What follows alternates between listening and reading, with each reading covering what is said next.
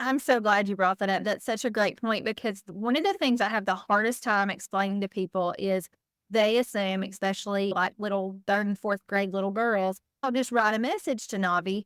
And people assume that if you know sign language, you know English, and you don't. Like, English is a totally different language. She likes to do what everybody else does. She loves sports. She's very, coordinated. She's great at anything she plays, so she loves doing anything with a ball. She likes the dancing. She loves dancing. Welcome to Love is a Classroom Stories of Inclusion, a podcast about creating high quality, meaningful, inclusive experiences for children with and without disabilities. In each series, I share the stories of teams that come together through love to create high quality, meaningful, inclusive experiences for children and families. Inclusion is a child's sense of unconditional belonging and full access to the social experience. There's no question that the first 4 episodes of Series 2 have demonstrated the unconditional sense of belonging everyone in Navee's world tries to create. However, access has been a steady concern. We've experienced that firsthand in the creation of this episode. The episode is an opportunity to get to know Navee better, but podcasting technology, specifically recording software, is not well suited for interviewing a 7-year-old who is deaf and language deprived. Needless to say, we did our best. Wendy, Brooke, Navee, and Navee's 2 siblings, Holland and Carson, joined us. Brooke and Wendy and I talk more about cultural experiences of being a hearing family with a deaf child. The recording of this episode is available to watch on YouTube at Love is a Classroom. If you watch, you'll be able to see Navee signing her thoughts and ideas. Brooke and her husband Chase have been gracious and created a standalone video that you can watch. Let's get started.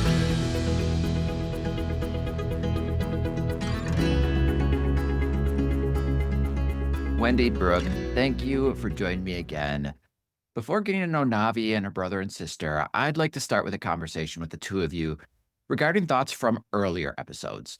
In episode 4, Wendy, you mentioned when teachers talk, they should give the interpreter lag time. I'm curious to hear more about that. Should I be speaking slower or be more articulate when I'm talking to someone who has an interpreter? People ask me this often. Just last week, I did a week-long interpreting assignment, and every speaker asked me this, and I'm like, "No, go at your natural flow." As the interpreter, I will ask you to repeat or slow down if I need to, but I want you to be natural, speak at your own speed. I would say the signing, the speaking is not near as difficult as the writing. A lot of hearing people want to write to the deaf, and I just came up with a work set last week, and I was explaining this situation. It has nothing to do with their intelligence. A lot of deaf people read on a 4th grade level, and it also has to do with vocabulary. I give this example. This deaf person with minimal language, but he was working at a hotel, had just gotten the job, and I went down and did a mini session with the staff and the manager. And I'd say about 3 months in, they were going to let this person go because they said he was not following direction. He refused to do his job. And so he wanted me to come down and meet. Very, very nice person. But anyway, she asked me maybe I could give her some tips because she was really frustrated. So I said, "How are you communicating?" She said they would type in back in the day when you had the pagers, the beepers. They would just type in a word like crib for him to put a crib in room 31 or. And I said, right there is the issue. I said, he does not know what crib means, but he don't know what baby bed means because crib is not a vocabulary word we use in signing, and they can't hear, so they don't know all the different crib, baby bed, the different things. So she gave me the vocabulary, and then I adjusted it and gave her the words I knew he would understand at his level. He got a National Employee Award. They flew him out to Texas. He got a National Employee Award because his work was he did such a great job. Anyway, it cures me up now, and that's 20 years ago. But that's just an example of the writing to me is more complicated. On job sites, I did that last week numerous times, that they want to use the voice to text, communicate everything when they don't have an interpreter. You have to be very careful with that. So that's the main thing I would talk about. Yes, there's different things that, go into play there, but the writing, would you say, Brooke, wouldn't you I say? would say I'm so glad you brought that up. That's such a great point because one of the things I have the hardest time explaining to people is they assume, especially like little third and fourth grade little girls, I'll just write a message to Navi. And people assume that if you know sign language, you know English, and you don't. Like, English is a totally different language. And I can remember before I had Navi and before I had any involvement with the deaf community, I had some deaf patients that would come into my work, and we would communicate as best we could, writing back and forth. And now looking back, I'm like, oh my goodness, it's a miracle that we were able to communicate anything, because that was just me assuming that they knew English. And you can't always assume that. We have met some people in a doctor's office once before that were in the waiting room, and I was communicating with her and signing back and forth the best of my ability, and we could communicate fine. And then I thought, I'll fall back on finger spelling if I don't know a word. She was Haitian, and her native language would have been French Creole, but she didn't know English. Finger spelling an English word was not going to be helpful to help us communicate. I think one of the biggest misconceptions, and I know that I was also one that did this, was to assume that someone knows English, because it's not the same at all. And this is something that I struggle with. And I know with Brooke and Chase, we do a lot of texting or things like that. I have a lot of teacher friends, educated friends. So I feel the need to explain when I'm texting or emailing. If I'm just being myself, I text more ASL because that's my language. That's what I grew up with. It's my first language. So Brooke knows, look, it almost tears me up because it's really an issue with me. People thinking that I'm not intelligent because of the way I text. But now I can write in English and text in English, but it's my everyday self. I don't have to worry about it.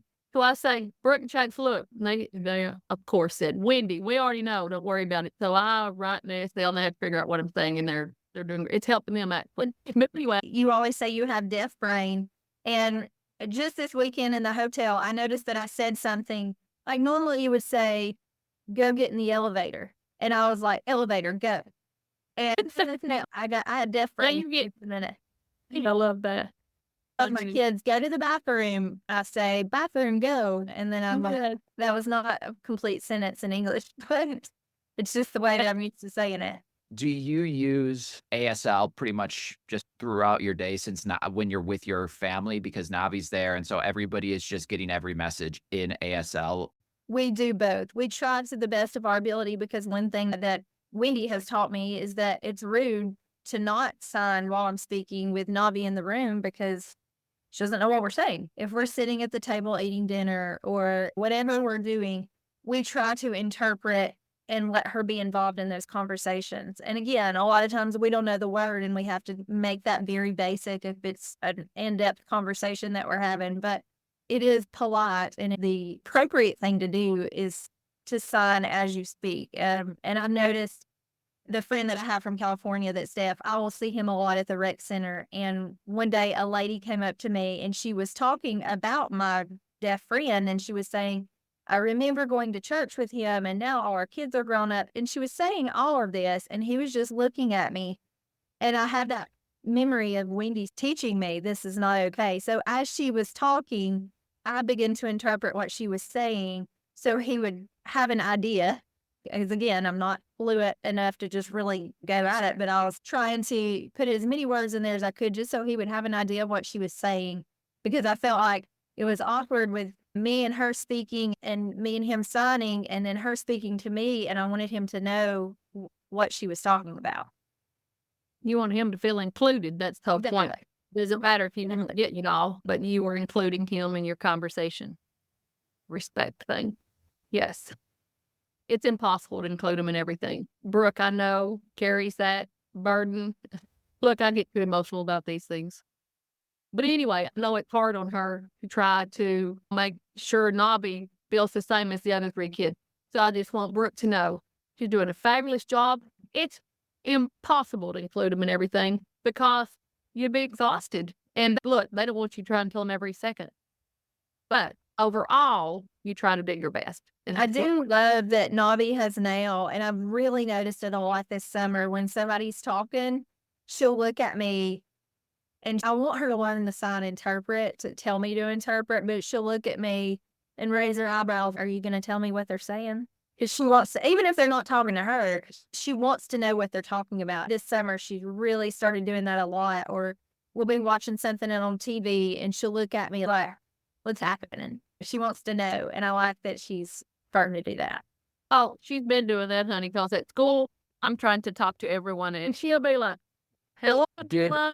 She doesn't say it. She's, hello, they're talking. Brooke, So, I'm curious. She was at the summer camp, and that was with the deaf school. Did you notice that when she came back, now she has other behaviors that probably are more aligned with that deaf culture, with what she would be having at the deaf school? Or Yeah. So 100%. She did it at the deaf school, but more so, she did it when she went to visit our friends, Kelly and Roger in Indianapolis. The mom of this family is hard of hearing and the dad is deaf. So the primary language in the house is ASL. So everyone in this house is signing. And I noticed the biggest difference when she came home from their house. And she stayed with them several days. And then my husband went and got her. And I noticed she's signing a lot more. Normally, she would point at something that she wants, or she would just point and say, I want it. And now she said, Navee wants to go outside. She said all of those signs. She used all the signs and made a complete sentence instead of me outside or I want to go outside. I noticed her signing a lot more when she came home from Kelly and Rodria's house for sure. does that go in with generalizing the conversation, the way that we talk, where she can learn ASL in the context of school, but that doesn't generalize to what it is in the home and doesn't generalize to what it is in the community? And so this opportunity for her to be with your family friends gave her an opportunity to see what ASL looks like in the context of a family. And that Yeah. was something she wasn't familiar with. Yes, that was Wendy's idea, was to let her do that. And so summer camp was, let's see how she does away from home, because she'd never been away from home. And she did fantastic. So I was like, okay, I think she'll be fine at Kelly's. And I was so thankful that Kelly and Rodrigo they already have 4 children. I know what it feels like to have 4 kids, and her kids are smaller than mine. The fact that she was willing to take on a 5th kid, but it was so beneficial to Navee. I hope that we can make that an annual thing. I hope more than annual, a couple times a year. We do. I hope Kelly's okay with that, because it was just so good for her. Let me say, it's just precious, isn't it? How they're so willing to help each other because they've been through the same experiences and want better for the next generations. It's just fabulous. Is there anything more you'd like to add before we welcome Navee? Make sure you put a capital deaf for, like, Navee is deaf culture, so it's always capital. But if you're talking about somebody 90 and then lost their hearing, they're deaf, it's lowercase d. That's one of the first things Wendy taught me, and I had sent her a message, didn't know her, was asking her to help us learn ASL. And it was like literally one of the first messages she sent was, you should capitalize the D. And I think Kelly had told me that too, capitalize the D. I was like, did not know that. Yeah, when you're reading, it just gives us readers that are educated about it. Oh, this is the deaf culture, deaf person. But anyway, capital D. Thank you. Are we ready to welcome Navee, Holland, and Carson? We can.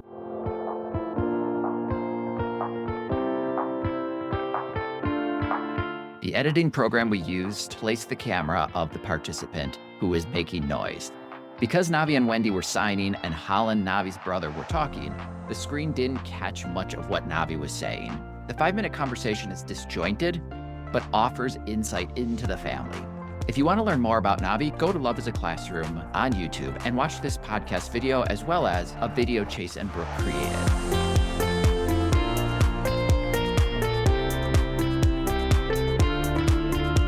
Hi, Holland and Navee. Can you tell me about your family? Do you have a hard time communicating with Navee? You did? You did not. Did you go to Isabella?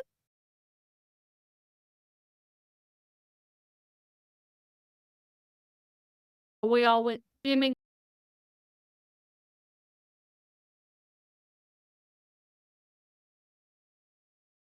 Navee, you like swim? You like it?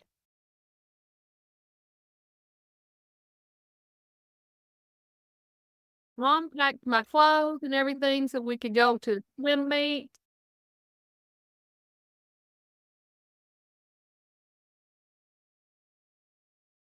Oh, she was saying, what she said is when she changes her clothes, you gotta look, she changes to her bathing suit for swim meet.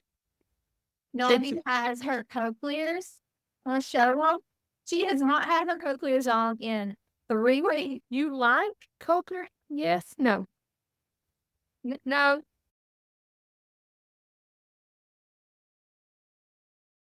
They fall off. That's our reason we don't like them. Oh, so she's telling me to keep them on the desk. We're not putting them back in. This is Carson. Hi, Carson. How old are you? I'm 14. Can you tell me a little bit about what it's like to have Navee as a sister? I mean, it's a lot of fun. I really like being able to interact with her. I love that I've gotten to learn sign as well as being her sister. And I love being able to be around her because she's such an interesting kid. Yeah. Has it impacted the way you see your own friends at school or the friends in the community? It just kind of opened my eyes up to a lot of deaf culture and understanding like deaf people. Does it have any kind of impact on the way that you see your future?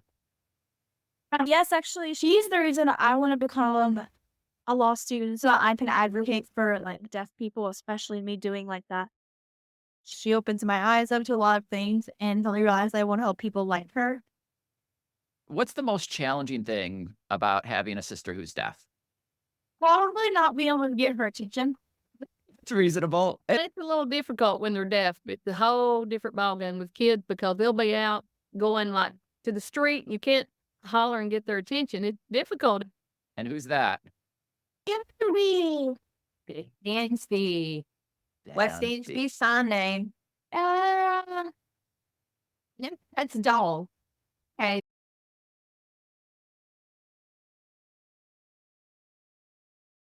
That's it. Clothes.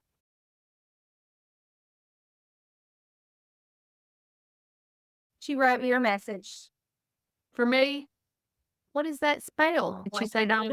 Oh, Dansby. D-O-G. She's saying dog. That's Dansby. Yep. Who's your friend? Your friend, what you do with friend? I have friends that are boys and girls. Yesterday, where'd you go play? How many friends did you play with? So yesterday she played with her 6th friend. Is it 3 girls and 3 boys? Navee, you play what? Just playing? Job? What? What'd you do?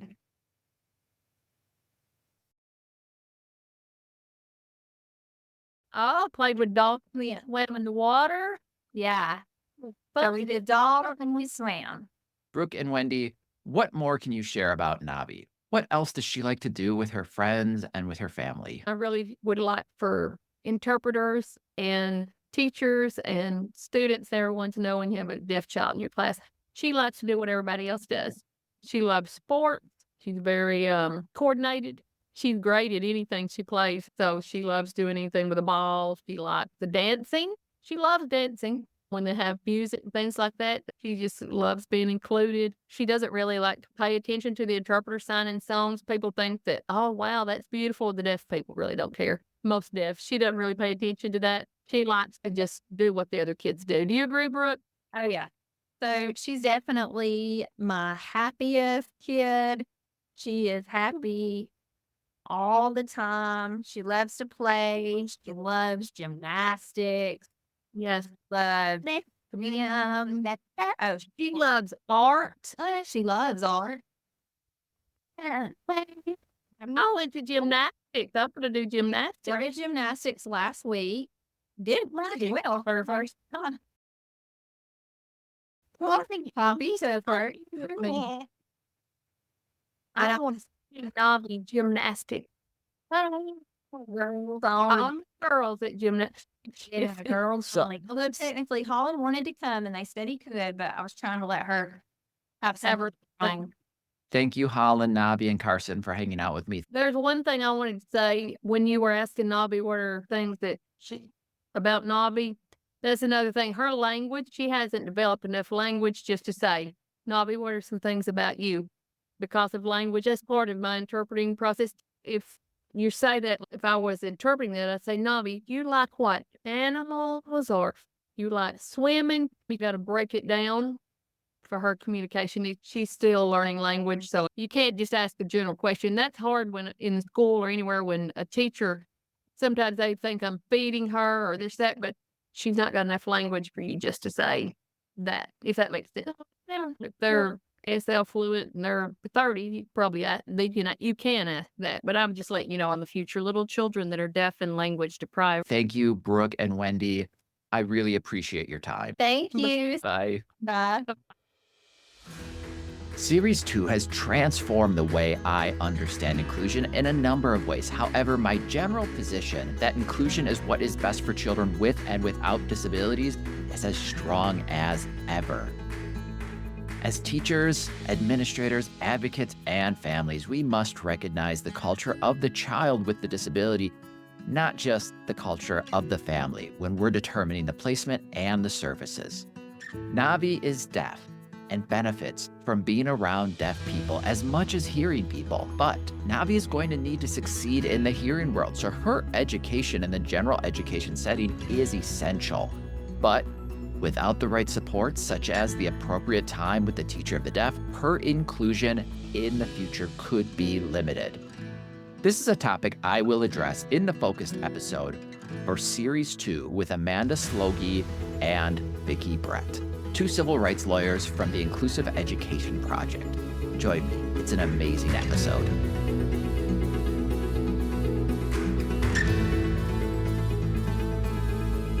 Thank you for listening to Love is a Classroom, Stories of Inclusion. You can follow us at Love is a Classroom on Facebook, Instagram, or YouTube.